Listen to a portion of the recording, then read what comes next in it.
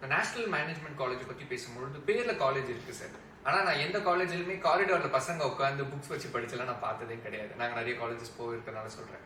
So இது ஸ்கூலும் கிடையாது. என்டையர் காலேஜ் மாதிரி பசங்க ரொம்ப ஃப்ரீடமா இருக்கிற மாதிரியும் கிடையாது. நடுவில் சென்டரா ஏதோ ஒன்று பண்றீங்க. என்ன சார் பேட்டர்ன், என்ன இன்ஃப்ராஸ்ட்ரக்சர், எப்படி இதை நீங்க ரன் பண்ணிட்டு இருக்கீங்க? ஸோ இந்த சிஏ படிப்புகள் பொறுத்த வரைக்கும் ஒரு தவறான அணுகுமுறை என்னன்னா, இதுவும் ஒரு எம்பிபிஎஸ் பிஇ மாதிரி இல்லை ஒரு சட்டம் மாதிரியான ஒரு ப்ரொஃபஷனல் கோர்ஸ் தானே. +2க்கு அப்புறமா நான் ஒரு கோர்ஸ் ஜாயின் பண்ணுறேன். ஸோ அதுக்கான கோச்சிங் நான் எடுத்துக்கிறேன். ஓகே, ஒரு எக்ஸ்பர்ட் ஃபேக்கல்ட்டி தான் எனக்கு கிளாஸ் எடுக்கிறாங்க. ஓகே, அது போதுமா அப்படின்னு கேட்டால் நிச்சயமாக போதாது. ஸோ அந்த மாணவர்களை வந்து படிக்க வைக்கணும் அப்படின்றது ரொம்ப ரொம்ப முக்கியம். டீச்சிங் மட்டும் முக்கியம் கிடையாது, கோச்சிங் வந்து ரொம்ப ரொம்ப முக்கியம். அந்த டிஃபரன்ஸ் புரியணும்.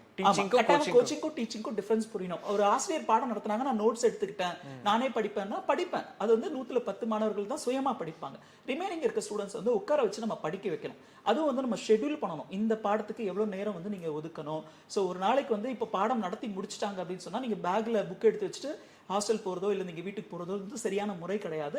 ஈவன் வந்து ஸ்டூடெண்ட்ஸ் வந்து வீட்டில் இருந்தா கூட அந்த அணுகுமுறை வந்து தவறுதலா தான் இருக்கும். எவ்வளவு பேர் வந்து காலேஜ்ல போய் படிச்சுட்டு வீட்டுக்கு போயிட்டு திரும்பவும் புக் எடுத்து வச்சு படிப்பாங்க அப்படின்னு கேட்டால் அது வந்து ரொம்ப டவுட்ஃபுல் தான். ஸோ இந்த நிலையை மாற்றி தான் நம்ம நேஷனல் மேனேஜ்மெண்ட் கல்லூரியில் என்ன பண்ணியிருக்கோம்னா, மாணவர்களுக்கு வந்து டீச்சர்ஸ், எக்ஸ்பர்ட் டீச்சர்ஸ் கிளாஸ் எடுப்பாங்க. அதுக்கப்புறமா அவங்களை படிக்க வைப்பாங்க அப்படின்றது தான் ரொம்ப ரொம்ப முக்கியம்.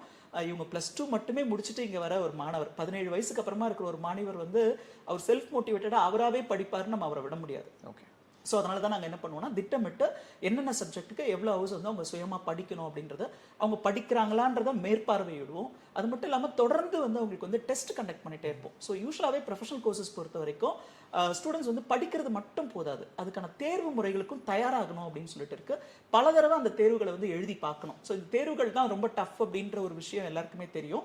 அது டஃப்ன்றதை விட அதை எப்படி கையாளணும் அப்படின்னா பல முறை அந்த தேர்வுகளை வந்து எழுதி பார்க்கணும். ஸோ இந்த காலகட்டத்தில் பார்த்தீங்கன்னா, முன்னெல்லாம் நம்ம சொல்லுவோம், மாணவர்கள் வந்து புக் எடுத்து வச்சு படிச்சா கூட பேரண்ட்ஸ் சொல்லுவாங்க படிக்காத எழுதி பாருன்னு சொல்லுவாங்க. ஸோ அது வந்து உண்மையான ஒரு அணுகுமுறை தான். பல கல்வியாளர்கள் சொல்ற ஒரு விஷயம் என்னன்னா, படிச்சா மட்டும் போதாது, நீங்க ரீட் பண்றதை விட எழுதி பார்க்கும்போது மட்டும்தான் உங்களுக்கு வந்து அது ஞாபகத்தில் இருக்கும். அந்த தேர்வுகள் எழுதும் பொழுது வந்து அந்த ப்ராக்டிஸ் அவங்களுக்கு ரொம்ப யூஸ்ஃபுல்லா இருக்கும். ஸோ அந்த அணுகுமுறையில தான் நம்ம என்ன பண்றோம்னா, மாணவர்களை வந்து படிக்க வைக்கிறது பிளஸ் வந்து அவங்களை தொடர்ந்து எழுதி பார்க்க வச்சு அந்த சம்ஸ் எல்லாம் போட்டு போட்டு போட்டு பார்க்கணும் அப்படின்றது ரொம்ப ரொம்ப முக்கியம்.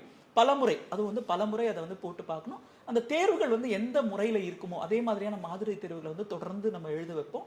ஸோ இதுதான் நம்ம கல்லூரியில் மாணவர்கள் வந்து நல்ல மதிப்பெண்களில் தேர்ச்சி பெறுவதற்கான சக்ஸஸ் ஃபார்முலா.